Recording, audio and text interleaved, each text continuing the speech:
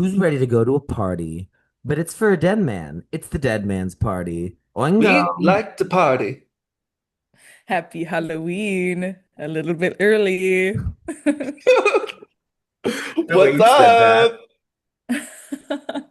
Wait, speaking of Halloween, since I guess this is our kind of impromptu Halloween episode, do you guys have a favorite Halloween costume That That over we did your from my ourselves. existence personal that you've oeuvre. ever done? Yeah, like personal Halloween costume that's your favorite. Well, of course. I mean, I would Oh. say the one that was most culture changing for me was my first custom costume when I was in the third grade. My Aunt Terry, who's a seamstress, shout out Aunt Terry. She's amazing. She's so good at sewing. She made me a custom Grinch costume. And Oh, like she made me wow. like a fur suit and like these crazy like fur claws. And like she made me a custom like Santa Claus thing, like a Santa Claus outfit over the Grinch outfit. It was very, very good. I won a That is costume good. contest.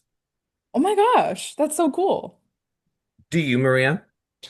I don't think so, really. I feel like I don't have any like clear standouts of like, whoa, that was so fierce. Um, but I had this like Wednesday Addams style dress that Mm. had like a pencil skirt and had the collar and the cuffs, and all I had to do was just put my hair in braids, and then it was like pretty instantaneous Wednesday Addams. So that was always a good one. But something that was really funny was when I was in middle school, my friends and I, that was like when we got really into like Marvel and all of the Marvel movies were coming out. And we got like the like superhero like bodysuits from Party City just to like be our costumes. And it's so funny because like they're like built with like the muscles in them. So it's like we looked ridiculous. And very famously, we went trick-or-treating at my friend's, like in my friend's neighborhood. And literally the first house we went to was her next door neighbor. And she was dressed as Captain America and I was dressed as Thor. And then we knock on our neighbor's door and he's like, "Hey, what's up? Oh my gosh, Captain America, you look so good." And then he looks to me and he goes, "And who are you?"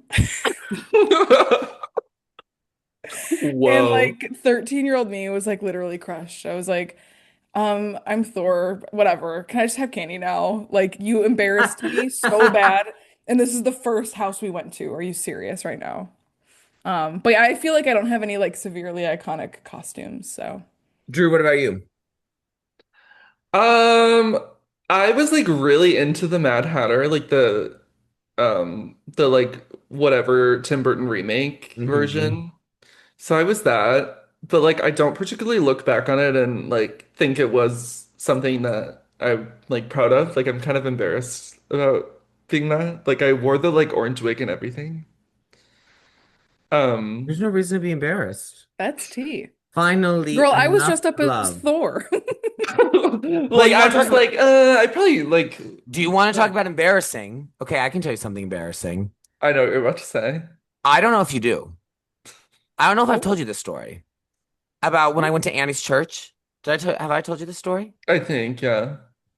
I went to Annie's church Halloween party. I would go there every year to the Methodist church in the town I grew up in. Annie, my best friend since I was 2 years old. And one year I went with her, and I don't know why I did this, but I was like, it would be so cool if I just wore my morph suit to the Halloween Oh, party. wait, you didn't tell me that. And so I go in, but I didn't realize how naked you would feel wearing just a morph suit. So I was essentially like walking around this church Yeah. like naked. And I had to hide in the closet because I was like, I can't. I feel I'm walking around this Methodist church naked in a morph suit. And Yeah. it said hashtag morph suit on my butt. what color was it? Blue, Or oh, I for some reason I saw orange. I don't know why. blue, blue. And so I was that for Halloween, but I ended up like getting like blue shorts and a blue shirt and like I kind of, wore clothes. And I was just Mr. Blue. Mr. Blue. But walking around in that morph suit was mortifying. Yeah. It was not good. Yeah. Whoa. What did you think I was gonna say? There was one that you Oh, told I know me. what you're gonna say. No, Yeah. don't say that. We won't say that. Yeah. I know what you were gonna say. Yeah, Uh-oh. I was like, maybe he shouldn't mention this on the pod. It's nothing bad. I don't want It's people to not think bad, no, it's but bad. it just It's like just it's we just don't need to talk about it. yeah. Um, oh God, why did you say that? Now people are gonna investigate me. Okay, let's get into this hot track gig. Our hot tracks. Do you want to go first, Levi? I'll Yeah, go why don't first. you go first? So, if anybody can believe it, I've been listening to a lot of Taylor, and Whoa. Wait, guy. obviously, still, I'm living the life of a showgirl. I am. If you get it, you get it, and if you don't, I honestly feel bad for you. Um, the life of a smash girl, the life of a serve girl, all of that. However, I went back this week, and I've been listening to my beloved, my beautiful, my misunderstood, my mistreated, tortured poets. And I adore Showgirl. I think it's so fun. I think it's so, joyous and upbeat and buoyant and bouncy. But man, Tortured Poets is just a special album. It's just so special. It's like just career highlight after career highlight. And we really just did it so dirty as a culture. We just did not give it the treatment that it deserved. And it really reminds me a lot of how Red was received when it came out. People have kind of rewritten the history with Red. I mean, obviously now it's one of her most beloved albums by the general public and by critics, but at the time that really wasn't the case. They actually got a very similar critical reception. I believe that Red has a 77 on Metacritic and Tortured Poets has a 76. And a lot of the criticisms that Tortured Poets got, Red also received. And really wasn't until, years and years in the future that Red kind of got the respect it was owed. And I think the same thing's going to happen with Tortured Poets because I've been listening to it. And it's like, I genuinely don't get how like people can think this is a bad record. Like, I just don't think, I think it maybe was not what people were expecting, but I don't think a bad record that makes. And I could say so many things. I've already said a lot of Tortured Poets as my hot tracks, but there's this one song that is just it's like just genuinely one of the greatest pieces of art I've ever encountered in my entire life. Guys, I've been drowning in the Blue Nile because he sent me downtown lights. Had you heard it in a while? No, am I allowed to cry? Like, I love songs about people being so horny they want to kill themselves. Another example, So Happy I Could Die by Lady Gaga. Uh, I love this kind of like soft rock sound. The lyrics are beautiful, the melody's beautiful, the vocal is beautiful. It's sad, it's wistful, it's yearning, it's tragic, it's tortured, it's romantic, it's weird. It's the whole universe. It's just like I listen to that, I'm like, how do people think that this is a bad album? How do people like it just doesn't make sense. I can't compute. I can't compute it at all. And I also listen to that and be like, what idiots, the idiots who think that it sounds just like Midnights, which happy birthday Midnights. It's the third anniversary today. But who that guilty as sin could not be a Midnights. Can we get our brains out of our pee holes, please? Everyone? Stop it. I hate that criticism because it's the laziest, stupid, because it doesn't make any sense. It doesn't make any sense and doesn't hold up if you have ears that you wax regularly and you have a brain that, works at 10% capacity. So, Guilty Sin, that's my hot track. Guilty Sin, I love you. Guilty Sin, you're forever young. Are we okay with having a song be a hot track twice? Was Guilty Sin already a hot track? Yeah. Who did it? I don't know. Maybe you. I think I might have done it. Fuck, I looked on the playlist today and I didn't see it on there. I'm Well, you guys could have told me before I ranted about it for five I minutes. I double checked 2 seconds before I spoke up about it. But I mean, Well, if we shit. want to create No, let me a come rule up right with a now, different one. Let me come up with a different. Somebody else go. I can go. I can go. go. So a song that I've really been liking that I have been listening to a whole lot over the last few days has been the new song. Well, it's one of a couple new songs by Slater, who is kind of like a little bit more of like I wouldn't go as far as to say like underground, but she's not like a main pop girly by any means. It's her new single called Cannibalism.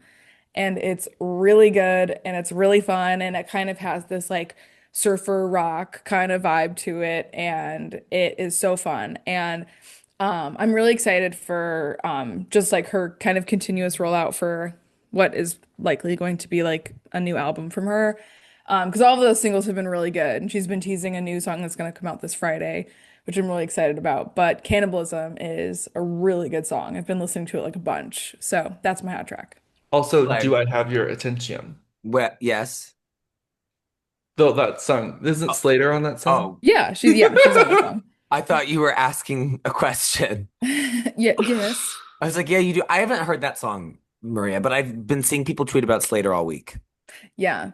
It's really good. But yeah, I'm so excited for her new single. It seems like it's gonna be really fun. So Okay, Drew.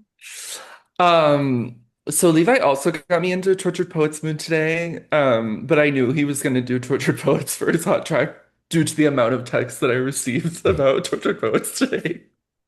So I also have been listening so much to Man's Best Friend, which we haven't done. I think we did Man Child for a hot track. I think I did it like You when it did it was when it just a came out. single.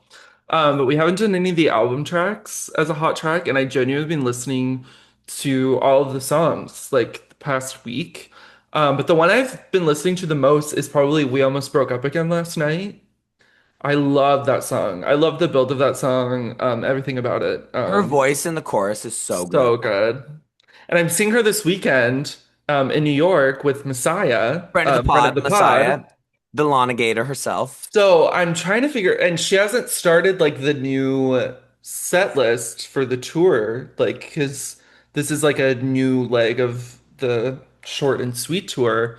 So I'm interested to see, how the set list works out because obviously she's only done Man-Child, I think, at any of the arena shows that she's done. So maybe we'll be hearing this song this weekend, or maybe won't. So very excited. very excited. Okay, I have a replacement. Okay, okay. Well, everything I said about Guilty as Sin stands. Right. I'm sorry, I really did check because I must have just be blind because I really did check because I was like, I want to make sure I don't I embarrass also myself. checked it. I'm pretty sure you picked it. Because the other two songs were like Love Me Like You Do by Ellie Goulding and like some other like random song that like I had Oh, like never heard of. Like in a good way, like that I would like needed to listen to. But I like right. knew that like you wouldn't have told me about it. And I knew that Maria probably wouldn't have chosen Guilty as Sin in the three, so Wait, whoa, wait. I'm pretty sure that that was the week I quit my job because my hot track was Break My Soul. Because it looks like that day I added Break My Soul, Guilty as Sin, and Love Me Like You Do. oh okay, so Levi did choose it. Yeah, I did choose it. Yeah. Yeah, yeah, I did. I did choose it. You already drowned in the Blue Nile. girl. You're guilty of sin. When you give yourself amnesia so you can rant about Guilty as Sin for the second time on your podcast. Wait, so what are Girl. you gonna choose? Okay, I'm gonna do the song that kind of got me back in my Tortured Poets bag, which is a song that I genuinely think is about my life and it's how I exist in the world. It's Who's Afraid of Little Ol' Me. Yeah. That Yep. it, if I'm ever walking down the street and you see me and you're wondering what's going on in his head, know that the emotion I'm feeling is so I leap from the gallows and I levitate down your street. It's literally just how I feel. I am. That song is about how it feels to be me. I've talked about it in therapy so much, and I love that song. Oh, that song's so good. Has one of my favorite Taylor lyrics ever. The I am what I am because you trained me. That whole outro is so good. You caged me and then called me crazy. I am what I am because you trained me. So who's afraid of me? So good. Like it's just, oh my God. You ditched the poetry and the torture. And it's just good. Like I just don't get it. I mean, I know Maria wants the word department to die. Yeah, That's what knocked it down to 2.1. Well, 2 stars for the word department and then another point 1 stars for the song Florida. correct. And you stand by it. And I stand by that. Florida. Oh, Y- I was shaking my ass to Florida today in the gym. I was. The little drum beats, I was like, do, do, do, do, do, do. You unlike the step machine. No, literally. Well, no, Step Machine was when I was on Guilty as Sin Repeat. Florida was when I was doing the booty builder. So me Oh, Oh, like thrusting nice. upwards. Florida, do do Bum, do bum, bum, do bum, do. bum. Yeah, thrust each drum. That would be actually really fun if you made like some sort of pamphlet that's like, here's how to exercise to To TTPD. Tortured Poets Department. Stretch your hamstring to So Long London. Yeah.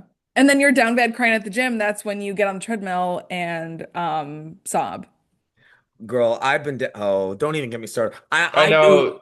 I knew I couldn't pick that one because I knew I've already picked that one too. I think I'm responsible for all the Tortured Poets. I know you've done except How Did It End and Fresh Out the Slammer. Everything else I'm responsible for though. I know because I know I did Fortnite as a hot track to celebrate the Yep. Grammys. Right. And y'all know I love me some Fortnite. Boop. Ugh, Boop. but we're not Tortured Poets today. We're Oingo Boingos. We're dead men. Exactly. And girl, we're Exactly. partying. And and Dead and We men, like dead the men who party. are partying. dead men dead men who are partying. That's a little bit of a teaser about next week, so stay tuned to find out. No, I will be Oingo if your Boingo are burned. Okay, okay, The okay. amount of Easter eggs that we're hinting at. I know we had Easter eggs in the last episode too. I mean, for the real BB Rexta fans and the bad bitches, they'll know. I can't wait till we find out that the Queen Honey listens every week. Yeah. It's I mean, Me, okay, when we'll I'm get a, there. Let's get into this we Boingo got to thing do the dead men who are partying. real Yeah. quick. Okay. We like to party. Okay, so we'll get into this album background and then we'll talk about it.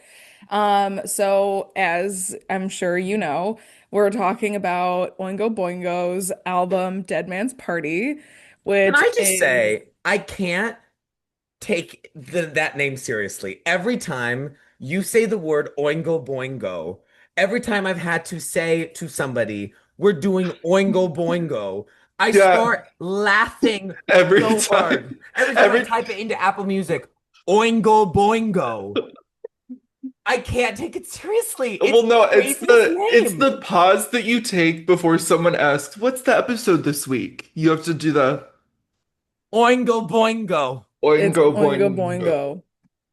It's I And then just you can't. realize, You saying it makes me want to pee. Like it's just so funny. well, that's I think the fun thing about their music in general is just like everything's ridiculous. It's so Like crazy. everything's crazy, everything sounds insane, and it's like the most bombastic that music can get in like a sense, you know? That's a Like it's good just word for it. crazy. That's a good word for it. Yeah. So like we'll get to our thoughts honestly, like probably pretty quick because like there isn't all that much interesting lore or like tidbits or fun facts to talk about. Um, cause yeah. But so I'll just get into some quick background and then we'll talk. So Oingo Boingo was an American rock band founded by Danny Elfman, who I'm sure most people are familiar with, just from being like a very popular contemporary film composer, having composed the soundtracks to almost all of Tim Burton's films, most notably The Nightmare Before Christmas. So yeah, that's how. Well, of course, like I knew about who Danny Elfman was before I heard about his band, but yeah, that's probably like maybe most people's kind of like tie into like, oh, he had a band beforehand or whatever. So yeah, something that's interesting though is that the band had actually been created through a surrealist musical theater troupe, which was called the Mystic Knights of the Oingo Boingo, that Danny Elfman and his brother Richard had originally founded, and the band kind of emerged from that. So as far as like main genres, this is I guess like the more poppy kind of side of like new wave of the like late 1970s and 1980s.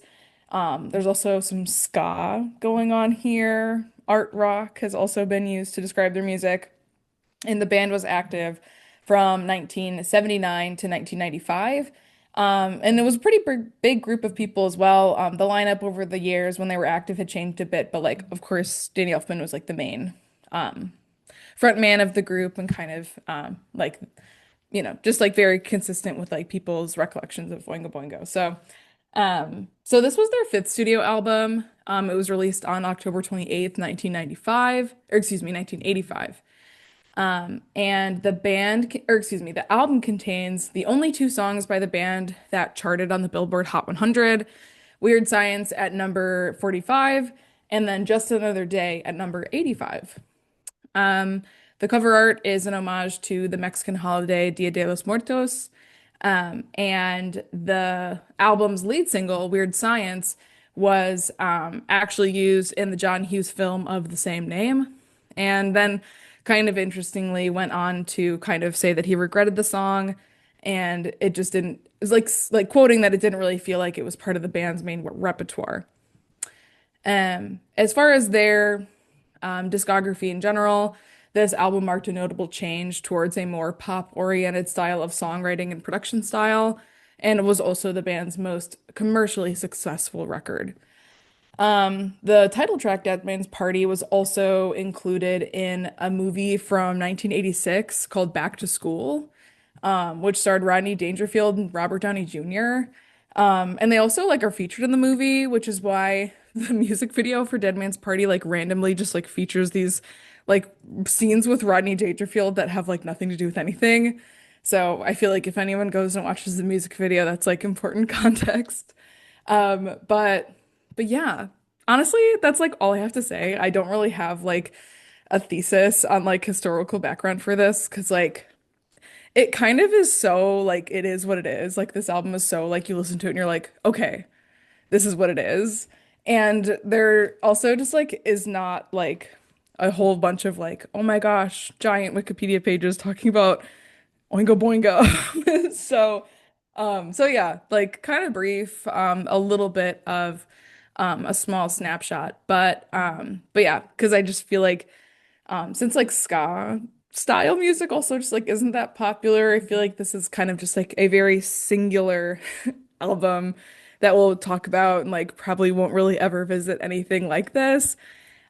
So yeah, I was a little bit nervous to pick it because I wasn't sure what you guys were going to think, and I guess was like a little bit nervous that you wouldn't like it. But yeah, I don't know. I'm just excited to talk about it because it's like just so bizarre. But I think also like really fun. Like I really love this album. I wouldn't say it's like at the tippy top of my favorite albums of all time, but like it's definitely in the collection of like albums I really, really love. Um, so yeah, I don't know. Drew, do you want to go first? Sure. Yeah, so I obviously knew about Danny Elfman as like a composer for movies. Um before this. I had no idea that he had this band, and it makes a lot of sense that it was a theater troupe who made it Oh yeah. because the truly only a theater troupe could come up with the name Oingo Boingo and it be a shorter name than what their actual group name was. Like that Yeah. just is so theater kid. Um, but yeah, I went into this knowing that it was like kind of spooky and like I was going in kind of expecting a little bit of like Nightmare Before Christmassy kind of feel. Um and it definitely isn't really that. Like it's definitely something different. Um I was really taken by the first track. It really brought me in to the album. But I'm gonna be honest, like the whole project, it does kind of feel a little all the same.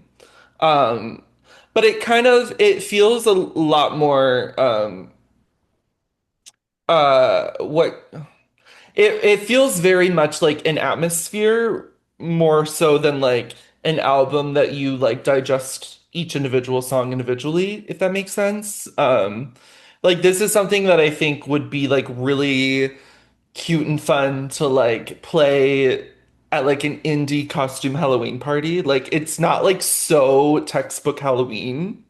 Hmm. Like it definitely has a lot of edge to it. Um, which I like. And I think the production is I can genuinely say it's nothing that I've ever heard before in a really good way. Um, but I think the what doesn't make it something that I would necessarily go back to listen to um, is I think the lyricism is not something that I go to this album for. Obviously, I don't think that's what they wrote it for. I think they wrote it to create this kind of world of music, which I think that they did really well. Um, I also the vocal performance is not really something that I was particularly drawn to, but he does, I mean, he sounds really spooky scary the whole time. So I think I genuinely think everything they wanted to accomplish with this, they probably excelled at. And clearly like the production is something that is a huge achievement, and I know that obviously that is what probably made it this huge accomplishment, probably what made it their most well-known album, and why it stuck with Maria for so long. But yeah, I genuinely had never heard even Maria talk about it before, so I was really going in blind. But yeah, I wanted to say though, it was kind of impressive that it was made so long ago, and now I see like bits and pieces in some of the songs like come up in things now. Specifically, the one that really got me was the song "Same Man I Was Before." Does it not sound exactly like that meme of the girl at the band doing the dun dun dun dun dun dun dun dun dun dun dun? Does it not give exactly that? It literally gives exactly that. I mean, they're a ska band down. They are ska The down. entire time I listened to that song, I literally was doing the Bump, bump, bump it up, bump, bump, Okay, bump, they bump, eat. bump. Like, I'm sorry. I'm sorry pretending they that they don't eat. eat. That dance isn't like such a serve. And I know that if I was there in that concert, I'd be going, Screaming. I'd be going, Levi's come mic on. muted him because he screamed I'd be so going, loud. come on, You go, Whitney. come on, Minnie. Also, I forget the name of the band now, but I looked them up on Instagram, and that lady is not the front. She's not in the band anymore. Oh, really? Yeah, I did some digging, and apparently she had like health complications and couldn't be in the band Oh anymore. That's so no. horrible. She brought so much joy to so many I What? people. Yeah, know. literally to me. Like, I literally like watched that video like 100 times. Yeah. I even Wait, like tweets when they're trying to like make fun of something that I like and use that video because I like the video so much. I love it. Like somebody used that for Life of a Showgirl, and I like to hate tweet because I was like, I love that video and I take it as a compliment. I was gonna ask though, what was the first time that that went viral? Like, what tweet was it? Oh, I don't The remember. first one that I saw, I think it was like, I'm gonna tell my kids this was Chappell Roan. But I don't know how to describe it, but it's like a band, if just people who don't know it. If people know the dun dun dun dun dun dun, dun, I don't know. I think it might. Like our moms will not know what we're talking about. my mom doesn't know what anything. No. We It's a she Stan Twitter thing. she was behind on the episodes, and so when she was here this weekend, she needed help finding the Shawn Mendes album. So first she goes, "What was the album? Shawn Mendes." No, that's who it's by. What was it called? Yeah. Shawn Mendes. How do you spell Sean? So I'm not expecting Whoa. her to know the woman. We'll post it on our Instagram Okay. if you want. But yeah, it literally is the exact same thing. That But is so yeah, funny. that's all I kind of wanted to say. But yeah, it was spooky, scary, fun. Oh, also, it reminded me the whole album. My photo this week is the 30 Rock sketch Werewolf Bar Mitzvah, um, which was made known to Marie and I through our favorite reactors, movie bitches. Yeah. They use the clip a lot in their content. And so it became kind of an inside joke. And then when I listened to this album, I was like, this is literally Werewolf Bar Mitzvah spooky scary. So I had to make it my background. Just the concept of you listening to this album and thinking the entire time about where the bar mitzvah is like everything. Yeah. So if you wondered why my background was kind of crazy, Yeah. um, yeah. Love. Well, Yeah. Levi. Okay, it's my turn. Well, if we're explaining backgrounds, my background is my favorite Danny Elfman contribution to human history, which is Sally's song. I'm such a Nightmare Before Christmas hoe, and Sally's song makes me weep. I listen to Sally's song. I go through a phase every year where I listen to Sally's song and nothing else for like probably 10 days. And Fiona Apple has a beautiful cover of Sally's song. Amy Lee, lead singer of Evanescence, has a beautiful cover of Sally's song. Billie Eilish has sung it live at concert. Phoebe Bridgers has. I mean, the girls who know. They know. I love Sally's song. Oh, it's so good. So that's what my background is. It's Sally sings her song from Nightmare Before Christmas. Yeah, so the party. Let's talk about the party. I got the partiful and we're here. So like Drew, I was unfamiliar with the work of Oingo Boingo. I actually didn't know that it was Danny Elfman until you said it, Maria, last episode. Yep. Because when you texted in the group chat, you could have been speaking Mandarin to me for all that it made sense to me. I mean, it literally went completely over my head. It's like, are you, speaking Latin? I just didn't really understand anything of what was communicated to me. And so then I kind of got a little bit of context. I did a light brush up of the Wikipedia to kind of get the understanding of what was happening. So it's kind of an assault on the senses. Didn't really know what to expect. All I knew was that it was Halloweeny, and that you said a few times that this was the only time that you could really do this album and like justify. Yeah. And so, I think I have an idea in my mind of like what I think of when I think of Halloweeny music or spooky music or witchy music. And I definitely have a certain idea of what a Danny Elfman sound would be like, which I think is probably largely informed by his musical work with Tim Burton and all of his films. I was not, and I said I did a Wikipedia brush up. I didn't look at the genre. And so the sound that I got was so not what I was expecting. I was expecting something maybe more orchestral or gothic or gloomy. I was not expecting new wave ska explosion. Like I was listening to it in the gym for the first time, and my ears, I was like a meerkat. My ears perked up, and I was like, what is this? It is just bombastic. That's a great word. I'm so happy that you said that. Bombastic in every sense of that word. It is truly singular. It's very singular sound. Um, I can't really tell you an album that I've listened to that's like this. I mean, I like new wave as a sound. Ska's not really like something I've explored that much of. I mean, I've dabbled in the No Doubt, obviously, of the Gwen Stefani of it all, but like I'm not gonna be like, I know everything about ska. Like ska, I'm not a ska really connoisseur at all. Um, I can totally get why you love this album, Maria, because I know that you are such like a nerd for like production.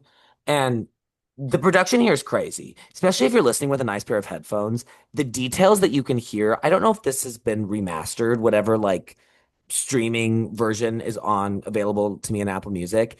It is such high quality. I was listening to it again this afternoon and there's just so many details, like constantly buzzing around. The music is really textured, it's very layered, it's very robust. You can tell it was very meticulously thought out. It's bombast. That's what it is. It's very meticulously laid, thoughtful extravagance at all times. Maximalism to the max in terms of lyrical content, like I kind of get what Drew was going at. Like this isn't like a narrative album to me. This really isn't like a thematic album. It is very atmospheric. It's kind of creating a vibe. And I think the lyrics just help do that. I don't really get like, oh, this is the story of this record. This record deals with a lot of this, theme or this question or anything like that. I mean, a lot of the imagery used is this kind of Halloweeny imagery, but I do think it's interesting because like this, the imagery and the lyricism is not the first that I would immediately think of when looking at it just musically. So it is to me kind of a weird mix when you're hearing all these like synths and horns and drum machines and crazy sounds, and then you're hearing him talk about skeletons and ghouls and werewolves and the moon and whatever the fuck he's talking about. He's talking about lots of crazy shit. Um, Danny Elfman has a very interesting voice. His voice is obviously something I was familiar with from Nightmare Before Christmas. I do think that his voice to me works much better in like a musical theater kind of realm. I think that as Jack, I think he has a great character voice. I think he's really emotive as a singer. I mean, I think his vocal performance as Jack Skellington, because he's not the talking voice. I think he's just the singing voice. But he has such an expressive and really moving singing voice as him. And it's also playful at times. And I mean, I definitely can hear that here. I just I don't know if I necessarily like am in love with the way that his voice sounds against this kind of music. Um, and it's not like a tonal quality that I'm like in love with anytime I hear it. This album to me has a certain like novelty factor. Like I get what you mean, Maria. Like this is not something you could be pulling out in like May and like let's do this just because like it does feel very like much like a party favor or it's like a Halloween decoration. There is this like novelty aspect to it, and so I think as a result, I don't think that this is going to be something I return to that much. I agree with Drew that for me there's problems with sameness. I think that the songs can kind of bleed together, and I think that honestly can just be a result of how disorienting this album is for a new listener, just because it really is just like really crazy. And I don't think there's a lot of shifts in dynamic. So that kind of is also part of it. Like if there were like a lot of slower moments, I know there's kind of one ballady moment, but if there were like more slower moments kind of interspersed, I think that would make the moments of bombast be more distinct. But I don't think that's the record that they were trying to make. But as a result of that, to me, it kind of is like cohesive to the point that everything blends together a bit. But I certainly had a lot of fun with this. It's very interesting. I think it is hard. You cannot get bored listening to this. And um, I encourage people to listen to it because I can't tell you I've listened to an album like this. And it was fun to get something out of your comfort zone. And it definitely is a case where the album cover is a perfect representation of what the album sounds like. That is what that album sounds like 100%. completely. Like you're at a party in hell with the volcano going on, and there's a snake around you, and everyone's dead, but it's also Dia de los Muertos, and it's crazy. And there's Yeah. confetti, and you're It's dead. very colorful. I will Very say, colorful. if you're hosting a Halloween party, you would look so fucking cool putting this on instead of like the basic Halloween music. Monster Mash, you are bones. You are bones. Literally bones. You are nothing. Um, Monster Mash, Mother Never Loved You. I was also gonna ask, and this might be a really dumb question, but you know in Hocus Pocus when they go to the Halloween party and the mom's dressed as Madonna and then the dad's as the skeleton, right? Or something. Yeah. Are the Oingo Boingos, are they the band that's on the stage? No, I mean that's not Danny Elfman. I know that that's not Danny Elfman. Because it literally sounds like the guy sounds exactly like them. No, that lead singer is not Danny Elfman. Okay. I feel like we would know as a society if Danny Elfman was in Hocus Pocus. Okay. But But kind of Well, gives me I let's like talk where pause. you're about a going. I like Halloween where you're going with classic. that. I put a spell on you, and now you're Oh, mine. I mean, I ain't lying. Wait, who are the three of us as the Sanderson sisters? whoa, T. I don't even know. I have no idea. I'm scared. I don't know either. I feel like it's not very I don't obvious. really feel like it's obvious either. We're gonna have to think about that. Let We'll us get know in back the to you. comments. Yeah. Yeah. Leave us a 5-star review and tell us Tell what you us what think. Sanderson sisters we are. It's Yeah. not obvious. It's not like sometimes in a trio it can be so obvious. It's not obvious for me on this one. No. Hmm. Whoa. Okay, but that's my thoughts on Yeah. the party. Awesome. Great. Well, thank you both. Very much. I can't even predict what your guys' favorite songs are going to be. I think I have a contender for what I think might be at least one of your least favorite songs, but I have no idea which ones are going to be your favorite. So I'm so excited. But just to add on to the conversation, I mean, yeah, I love how ridiculous and bombastic this album is. It's so theatrical. It's so loud. It's really loud. And I just think it's so fun.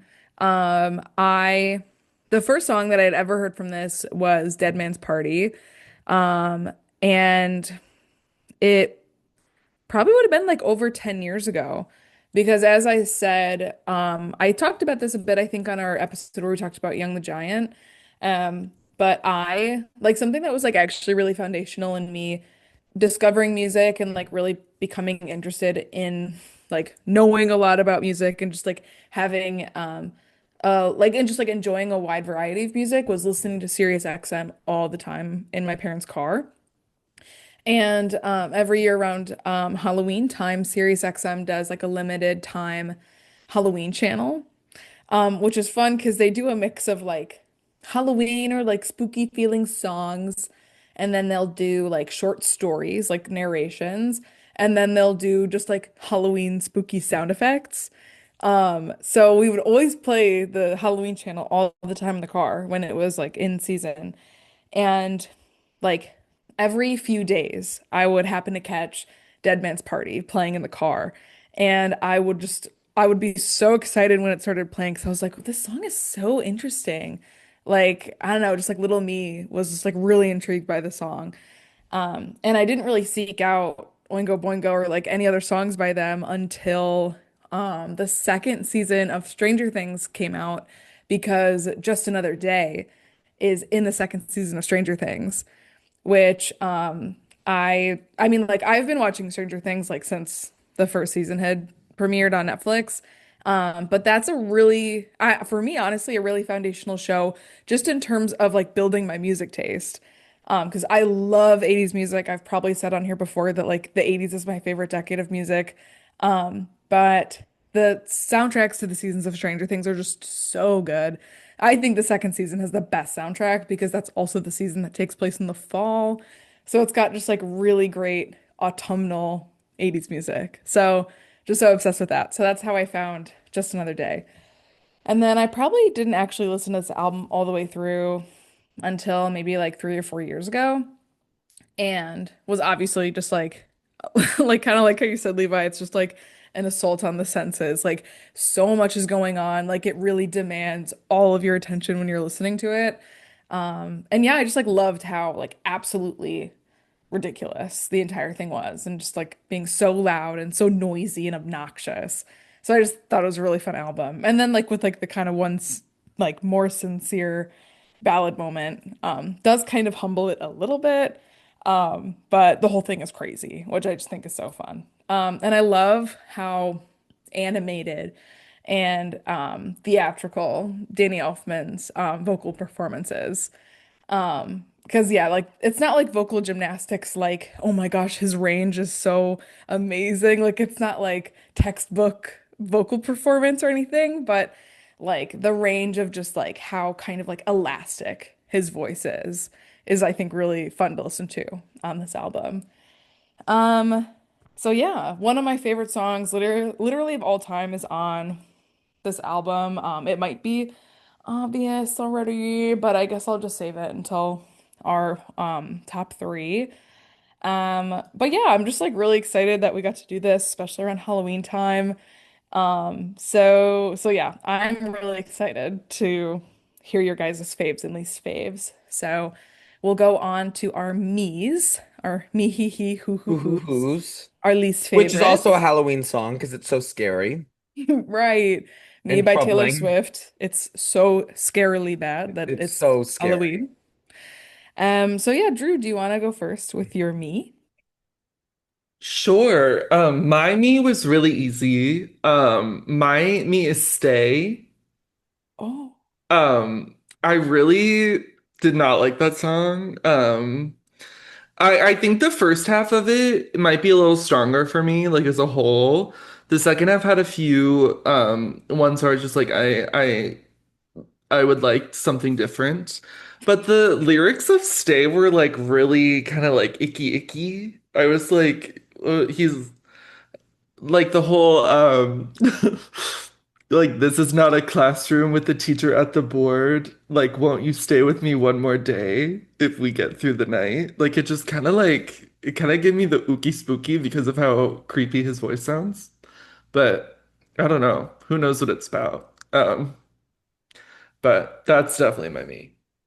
Yeah. Oh, interesting. Hmm. Oh no, it's both of your guys' favorites. Well, my me is the title track, Oh. Dead Man's Party, because that shit would not end. It is the longest song I've ever heard in my entire fucking life. I was listening to it and I was like, this shit is still playing. How is this song still play? It's like, that part in The Grinch when he is at like the celebration and they bring out the two women who raised him and he goes, "You two are still living?" Is how I felt every time I would look down at my phone and be like, there's still 2 minutes left. Are you kidding me? It That's just such a would Dead, good not death until you end. die. Oh my God. It was driving me crazy. And That's so funny. and so like I have nothing else to say other than it took so long that it pissed me off. And like yeah, I because Weird Science is also over the 6 minute mark, but that didn't upset me this way. And then Just Another Day didn't feel super long, even though it's over 5 minutes. But for some, and maybe it's just because the title track comes after Just Another Day, so we already had a long song, and then you have the longest song on the record, but it just overstayed the welcome for me. Yeah. Hmm. Whoa. Okay. Were you So right? Because you had ideas of what our Mies could be. Were you right on either of them? I could not be more wrong. Really? Really. I can say what my prediction was, I think, when we're done with all of them, Okay. so Okay. not to ruin anything. But my me is Fool's Paradise. Um, I just it's I think kind of to both of your one of your well, my God, both of your grievance with the album is that there's a lot of the same. I feel like this is the one song where it's like you're not bringing anything new to the table. Like you could be here or not be here and it makes no difference. And yeah, I think it's the least interesting sonically. So yeah. Wolfu sachet away. Stay away, girl. Okay, so now we'll get to our Holy Trinities, our top three. So Drew, you can go first. Okay. My number three is Weird Science. I thought that was a good way to close. It was really fun. Um, Classic. yeah. And then my number two is Just Another Day. I thought it was a really good way to start the album. I thought it was really fun. Um, Are you and guys a like, Just Another Day by Oingo Boingo Son or Just Another Day by Lady Gaga Daughter? or Just Another Day from Next to Normal Stepdaughter. True. No, Whoa. non-binary. Yes. Um, but I love that song. I thought it was so like if the album could just be one song, I would love if it was that. That's Like, you not your know. number one. But the okay, so my number one feels like the most different from the vibe, and it's Help Me. I felt like Nice. I felt like I listened to the whole thing and I was like, hey, this is very sounding all the same, okay. And then Help Me played and I was like, okay, this is really fun.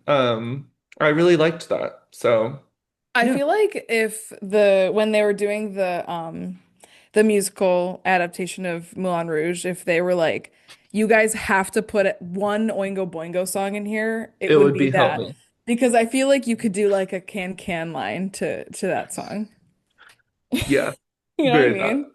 Very So that. so I'm just trying to I like that was just me like rationalizing in my brain like, oh yes, like let me tie this back to something else I know Drew loves, Yeah. as it's Yep. his favorite song on the album. Cool. Yeah, I mean that's it would be so good in that. T. Okay, Levi. Well, sorry, Drew. My three is Stay. Oh, I liked it. I liked it. it was giving me the ookie spooky, like, Girl, what are you girl, talking what are you about? talking about? That doesn't make any sense. Why would it give you the ookie spook? It's a metaphor. It's a It's movie. We all you're an know adult, you this. should You're an know. adult. You should know this. I guess. I mean, it's I liked it. Stay with me one more day. Like I thought it was I liked the melody of it. I thought it was one of the most distinct melodies. And again, to me it kind of gave the tempo shift that I was craving and longing for. Um and I liked the switch up from the verse to the chorus.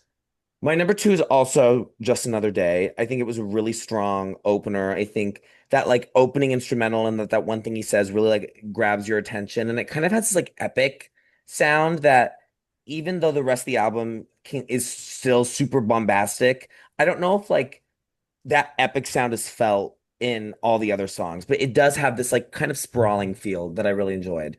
And then my number one is also Help Me. Help Me rules. Like Help Me is a banger. And that is a song that I think sounds like another song. The chorus instrumentation is the exact same as I'm a Believer from Shrek. The dun, dun, dun, dun, dun. It's the exact same. It's the I see exact what you same. mean. Whoa. It hit me today when I was walking from Whole Foods. I listened to it, I was like, Well, I'm a believer by the monkeys. when I saw your face, now I'm a believer. Yeah. Whoa. That is profound and astute and Yeah. very studious of you guys to point out. That's awesome. Yeah. That's what I got. I never in a billion years could have predicted that. That's What? crazy. Help me. Well, we have the same top two, Drew and I. Yeah. Whoa. My God. I Okay. mean, it's Help Me. It's a Fritz Bernays. Yeah. Okay, so my three is Weird Science. Oh, that's Drew's. That's Yeah. my treat.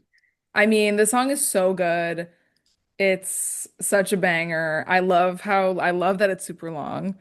And it's so fun and How long? spooky, spooky Halloween, you know?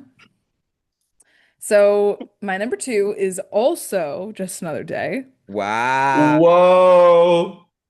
So Drew and I have the same two and three, and this is a yet another album where we all share the same second song, which I feel like happens pretty often, which is That is a trend.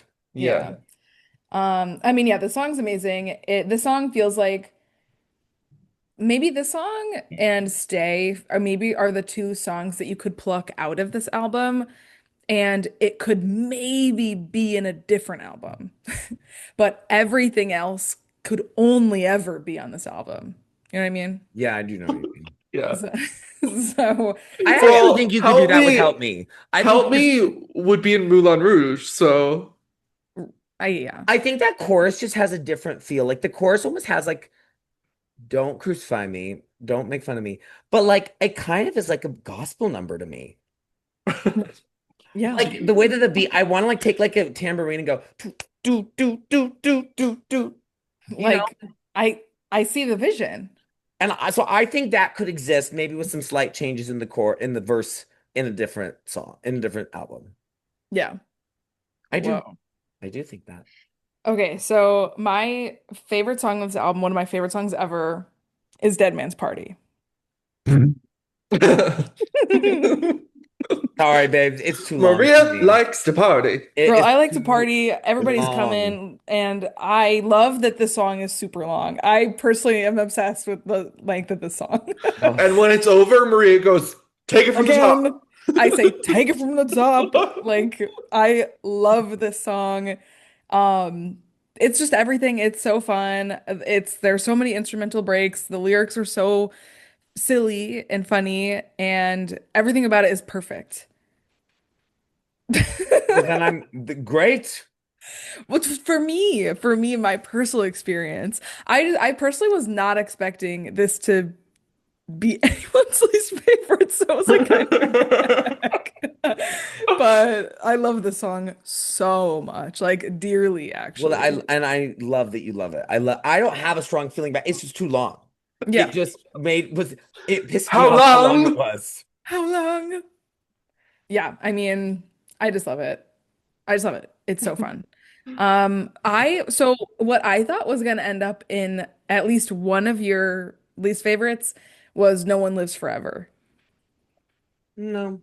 I don't have an opinion on that one.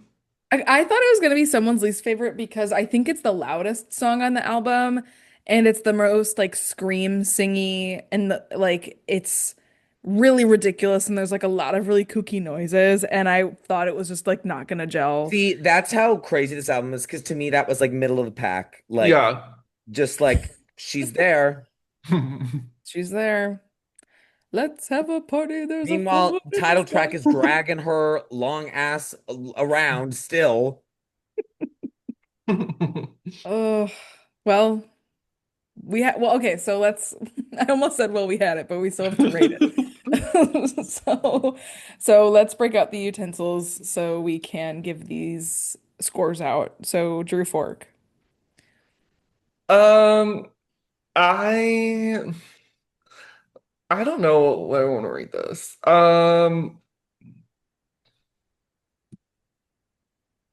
I think like I think I'm gonna go like 6.9.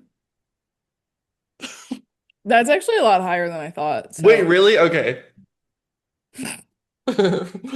It just isn't a 7 to me, but I feel like 6.9 is just like, yeah. that's like so beyond fair and reasonable. I can't even say. Okay. Okay. Yeah. So obviously, as I said before, I love this. This album's crazy. One of my faves for sure on vibes alone. So for that, I'm gonna give it an 8.7. Travis Kelce. Maria 10. 10. I mean, I don't think like I love this, as I said, but I don't think this can go up with the legends in the nines, you Okay. know? Yeah, definitely not. She's no Mistress of Mayhem. No. No. No. This is no erotica. There's no American Life. No American Life, honey. No. Okay, Levi. Okay, I'm gonna go a little below Drew. I'm gonna go to 6.4. And I arrived at 6.4 because I was also thinking 6.9 originally. But then I was like, I've done that for something else. And I looked back and I gave Electra Heart a 6.9, which is honestly a little harsh for me. We Um, were so rude to her in that episode. it was a little hard. The thing is, it's because I love her and I know she can do better. And I hold her to a standard that I know she can achieve. And she Well, always, she's the princess of power. but, uh, but I'm like, I would rather, like, Electra Heart, I hold higher than this. And so I didn't think it'd be fair to give them the same grade. And then I remember I gave Radical Optimism a 6.1. And I was like, well, I like this more than that. So, like, I would listen to this again Oh. rather than I would listen to Radical Optimism. You guys, you heard it here first. Levi enjoys Oingo Boingo more than Dua Lipa. I just I'm think getting that transcript. it's more interesting. Like it's more interesting. Radical Optimism is a little flat for me. T. Whoa. And it's Whoa. nostalgia. I'm just not, Dua Lipa's just not my tea. I mean, I hold my hand tanked future nostalgia. So Which is totally okay. that's just what the Yeah. reality is. So it's a 6.4 for me. Wow. Honestly, I was really prepared for this to get like f somewhere in the fives from you guys. Really? Yeah. So I didn't want to jinx myself when I was like announcing that I was picking this because I was like really ready to be like, well, like if you guys hate it, it's okay. Like I was kind of ready for like a lot of hatred to go down, but hey, you guys liked it, and I'm gagged. I Oh mean, my it's a God, dead man's party. Like we're at a party. We're having fun. I'm fun. The punch glass is full. It's just another day, and we're all good. Exactly, You know and what it's else it okay. kind of reminds me of? The season 8 Drag Race challenge when they did the New Wave Queens, where the It This theme is is kind of so song, Rectangle that. Girls of the World. This is yeah, so where they get the theme of party, where they fight about it. Because they get rectangle it's girls of the party, world. synth, and something else. And like Yeah. rock or Rock. something. They're rock. They're Rocky Rock. It reminds me of the party group though. What's that smell? We've got something to sell. It's No, called Treat Me. this is Rectangle Girls of the World because it's so new wave. It's new Because wave. it's ska, it's intellectual, it's new wave. Every No girl. No, matter the I'm home. size, no matter the shade. Oh, that song is so good. It's so good. Okay, well, thank you guys so much for going on this Halloweeny journey Well, thank you, with Diva. Well, yeah, Oingo. thanks for inviting us to the party. Yeah. We like to Yay. party. We We do. liked about it. We are, dead men that are partying. That are partying. Oh, yay. Okay, so I think that's a perfect segue for Levi for you to tell us what we're doing next. Perfect Well, segue. so next episode will be coming out on Wednesday, October 29th, and Thursday, October 30th, I will be turning 26. And so we're having another birthday eleganza extravaganza. Woo! And you know what? Last year we introduced the Queen Honey to the podcast. We started Drew's baptism. He's still not on the Ray of Light train. I'm still slow. Yeah, I'm still working that out. I'm kneading the dough on that one. I'm trying to get it. The So journey never ends. the journey will never end for me on him getting Ray of Light. But think about how yeah. far you've come in a year, Drew. You went from I literally wanting know. her to I needed die, the other albums. and which is so crazy. Like it's so crazy that Ray of Light's your least favorite album. No, I like it more than Erotica. Okay, Erotica. Kill Levi and Maria Nations, please. Erotica's your least favorite that we've done. Well, yeah, but it's one of Maria's favorites. It's Oh, hence the joint nation murder. right. Well, we thought it was fitting for the second birthday celebration of Levi to bring the Queen Honey back. And when we were thinking about it, there were a few different options that we had. We could go with something that is pure excellence, that is just going to get praise and praise and praise, but something that will probably come to relatively soon, anyways. So we didn't go with that. We didn't go with, an underlooked classic that I think that Drew and Maria would really like, but they haven't really heard. I went with the most chaotic option that I could, the successor to American Life in a lot of ways. Genuinely, I mean, we're coming off of a strange album. Madam X is, dare I say, just as strange? Oh, I just said what it was. It's Madam X. It is Madam X by Madonna, her most recent studio album. Bizarre album.